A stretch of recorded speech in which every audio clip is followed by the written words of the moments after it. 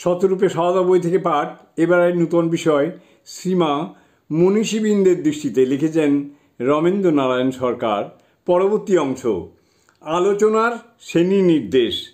শ্রীমায়ের তিরোভাবের আগে অব্যবহিত এবং অল্প পরে তাঁর সম্পর্কে কিছু কিছু আলোচনা হয়েছিল। তিরোভাবের আগে তাঁর সম্বন্ধে যেসব আলোচনা বা মন্তব্য করা হয়েছে তার সবকটিতেই প্রায় শ্রীরামকৃষ্ণের কথা বলতে গিয়ে প্রাসঙ্গিকভাবে তাঁর কথা লেখকরা উল্লেখ করেছেন। শ্রীরামকৃষ্ণের জীবন সাধনায় তাঁর অবদান কতখানি সেদিকে দৃষ্টি আকর্ষণ করা হয়েছে। তাঁর জীবন ও কর্ম সম্বন্ধে পৃথক স্বয়ংসম্পূর্ণ কোনো আলোচনা এই সময় হয়নি। তিরোধানের অব্যবহিত পরে তো ভক্তমণ্ডলীর বাইরে তার সম্পর্কে একটিও লেখা চোখে পড়েনি।